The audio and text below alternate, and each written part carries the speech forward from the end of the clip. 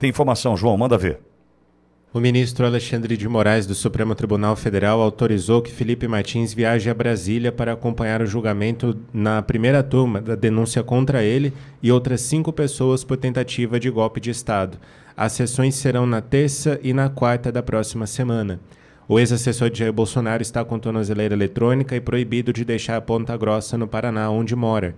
Sendo um dos denunciados, ele tem o direito de acompanhar a sessão que vai analisar se aceita a denúncia da Procuradoria-Geral da República contra ele. Com isso, ele pode se tornar réu e ter aberto uma ação penal contra ele. Ele precisa informar também, Pitório, ao STF onde vai se hospedar e manter o cumprimento das medidas cautelares impostas por Moraes, que determina, inclusive, que ele retorne para Ponta Grossa após o fim do julgamento na tarde de quarta-feira. Martins está no núcleo dos gerentes. Ele foi denunciado como integrante do núcleo 2 da trama golpista, segundo a PGR. O núcleo, chamado de núcleo gerencial, era formado por autoridades de segundo escalão do governo e teria atuado para manter Bolsonaro no poder mesmo após a derrota para Lula. Segundo a denúncia da PGR, Martins foi responsável por levar ao então presidente a primeira versão da minuta golpista e daria apoio jurídico nessa mesma trama. Pitoli. Silvio, já corre no bastidor, e é um mero bastidor, são informações ainda, né, que vão sendo juntadas, de que há uma tentativa de começar a se criar, então, uma narrativa, olha isso. E narrativa a gente já entendeu o que é, o Lula nos contou, né? É uma mentira que vai tentando virar verdade ali, né? Para atribuir ou dizer que Alexandre de Moraes sofre com problemas mentais. Já estão tentando imputar a ele questão de psicopatia, enfim, tem uma série de questões, parece-me que já estão tentando dizer que é por isso que ele está fazendo tudo isso. Tentar livrá-lo do que vem pela frente, vejo eu. E eu começo a acreditar que tem mesmo, porque, Silvio, tudo que nós já sabemos que aconteceu com Felipe Martins e continuar a esticar a corda desta forma, né? Não, pode assistir o seu julgamento, você está como gerente do golpe, né? Um cidadão que ficou preso 6 meses, que não teve viagem para os Estados Unidos, monitorado era já pela Polícia Federal, né? A operadora de telefonia celular que atende o Felipe disse, olha, ele não saiu do Brasil em nenhum momento, todos os absurdos que nós já conhecemos, os 10 dias de solitária que ele enfrentou, né, na prisão, enfim. E a decisão agora é, você pode assistir o julgamento que vai te condenar, porque não tem outra alternativa ali, nós já sabemos o que eles querem, né? Todos esses personagens fora do jogo. Eu começo a crer que realmente deve ter algum problema, Silvio. É muita bile, né? É algo que chama a atenção pela agressividade, pela ausência de compaixão, de misericórdia em alguns casos. Algo que eu acho que transborda, derrama bile, é com o fígado o tempo inteiro. Esse caso Felipe Martins é um caso que no futuro, eu tenho muita certeza do que eu estou dizendo aqui, no futuro ele será olhado como talvez a página mais escura do nosso tempo no judiciário brasileiro. Mais escura. Felipe Martins foi preso por uma viagem que não fez.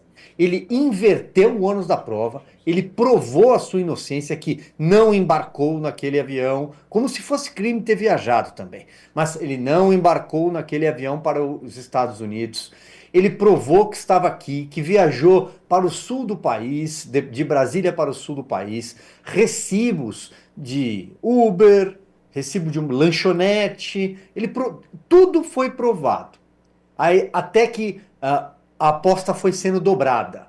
O ministro Alexandre de Moraes, não, agora nós queremos telefonia, rastreamentos. Aí o país descobriu que o ministro tinha acesso a alguns dados anteriormente à prisão.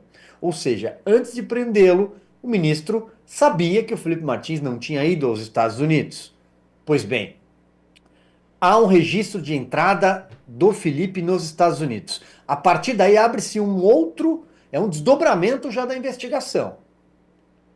E agora aparece a palavra que deve ser empregada, segundo a doutora Ana Bárbara, que é uma das advogadas do Felipe lá nos Estados Unidos. Houve uma fraude Foi fraudada a entrada de um cidadão brasileiro numa fronteira americana, por meio de um aeroporto nos Estados Unidos. Isso é sério, a justiça americana é séria. A justiça americana não é a justiça brasileira. Não tem, passa quilômetros de distância. Portanto, há sim uma investigação em curso lá que pode chegar, se é que já não chegou, a quem teria fraudado a entrada do Felipe Martins. Isso é de uma gravidade, não só internacional, mas uma gravidade para o Brasil muito, muito assustadora. E tem muita gente com medo de tudo isso.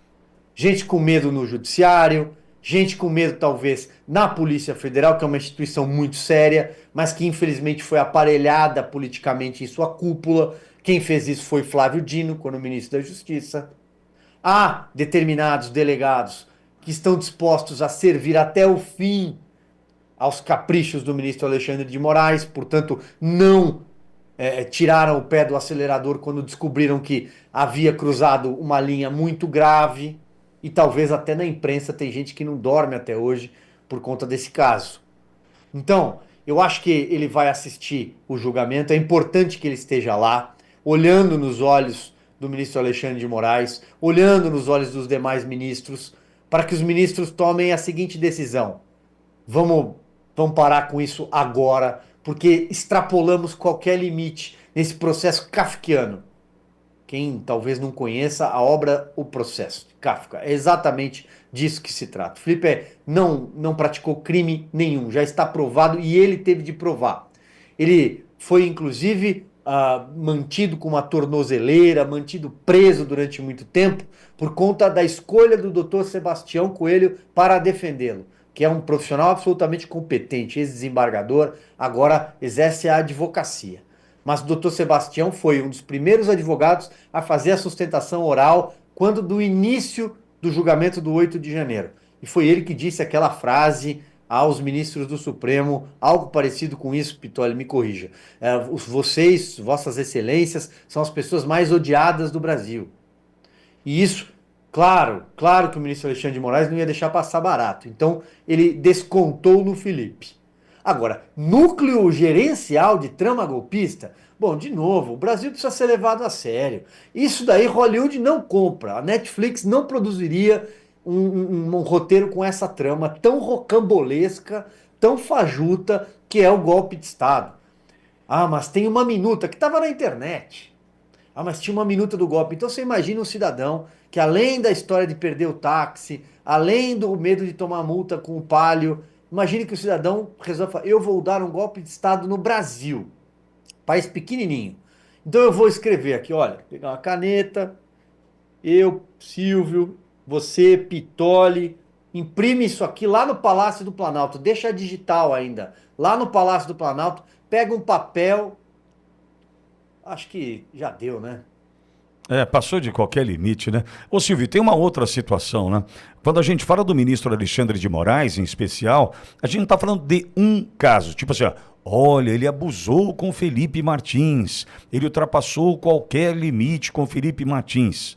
Pô, ele vai colecionando problemas. Ele vai ter que resolver todos. Desejo eu, inclusive, né, que resolva todos esses problemas que ele tem gerado já há algum tempo.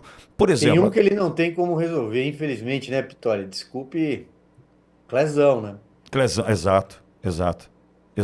E outros, né, Silvio? Se a gente for pegar nesse ponto, como eu sempre digo aqui, nós não podemos mensurar a consequência, por exemplo, da morte do pai de um amigo meu.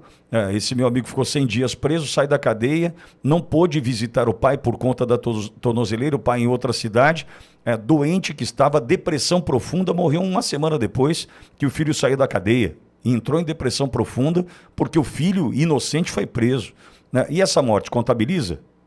Não contabilizou, né? Eu não sei nem o nome desse senhor, pai de um amigo, né? E aquele que subiu no telhado para arrumar a calha, fazendo um bico porque perdeu o emprego, porque estava de tornozeleira e morreu, contabilizamos?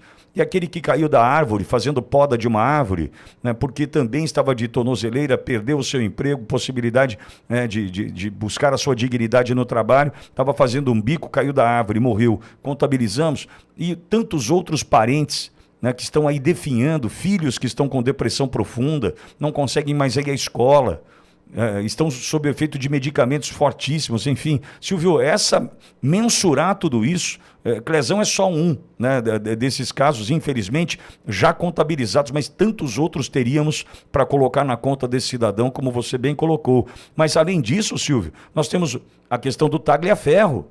Isso, Silvio, é só a pontinha do iceberg que a gente viu, hein? E o Tagliaferro, não sei não, do jeito que está aí colocando as coisas, vai querer contar tudo, deve estar se protegendo para isso, entendo eu, vai querer contar, e o que sabe? Ameaça de morte? Como assim ameaça? Quem ameaçou de morte? O ministro? Então ele vai ter coisa para contar. E aí se você pegar todas as prisões, todos os problemas, todas as multas aplicadas, o Elon Musk, Jason Miller, Silvio, é muito problema criado por uma pessoa só.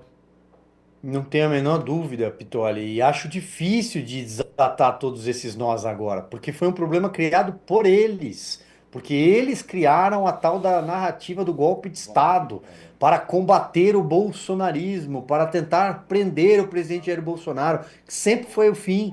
O fim sempre foi esse. Não há outra argumentação mais que colhe, porque inventaram de tudo, nada mais para em pé. E agora eles estão em meio a um furacão, estão no epicentro de um furacão. O projeto da anistia, eu volto a insistir nisso, é uma saída política que poderia resolver parte desses problemas criados pelo Supremo Tribunal Federal. Resolveria parte dos problemas para eles também. Colocar uma pedra nessa história, é evidente que não vamos devolver jamais essas pessoas que perderam a vida. Eu falei do Clezão, porque o caso do Clezão, o cadáver estendido na frente do Supremo Tribunal Federal, o Clezão não teve o seu pedido para sair da papuda, ele morreu tomando um banho de sol, atendido pelo ministro Alexandre de Moraes. Havia um parecer da Procuradoria-Geral da República a favor do Clezão, porque ele precisava de tratamento médico e não deu tempo. Ele não teve a sorte que o Chiquinho Brazão, deputado federal, acusado de ser mandante da morte da Marielle Franco, teve. Chiquinho Brazão foi libertado pelo Alexandre de Moraes, porque tem problemas, estava com angina, problemas cardíacos, ele tem stent, precisava se tratar, estava com acompanhamento médico. Então o Chiquinho Brazão, que é acusado de mandar matar a Marielle, o grande símbolo dessa esquerda, que aliás agora parece ter baixado as bandeiras da Marielle, né? A Marielle foi bandeira política durante muito tempo, porque era conveniente. E eu sempre defendi que o crime deveria ser elucidado, durasse o tempo que durasse. Porque a gente já viu gente morrer e o crime nunca ser totalmente elucidado. Tem até prefeitos por aí no estado de São Paulo que morreram e ninguém nunca soube exatamente tudo o que aconteceu. Exato. O caso do Adélio que a gente citou aqui poderia ter durado um pouco mais. Mas o fato é esse, são pessoas que não tiveram, o Clezão não teve a mesma sorte do Chiquinho Brazão. E esses outros tantos casos que você cita, que são irreparáveis. Tem gente precisando de tratamento psiquiátrico, psicológico. E as mães que ainda estão condenadas? E as avós? Essas mulheres não podem voltar para suas famílias? Por quê? Que crime elas cometeram? Não tem nem força física para quebrar uma vidraça. E se tivesse quebrado, você pode enquadrá-la num crime de vandalismo e elas já teriam cumprido a pena e acabou. E a anistia é a saída política para o que eles causaram.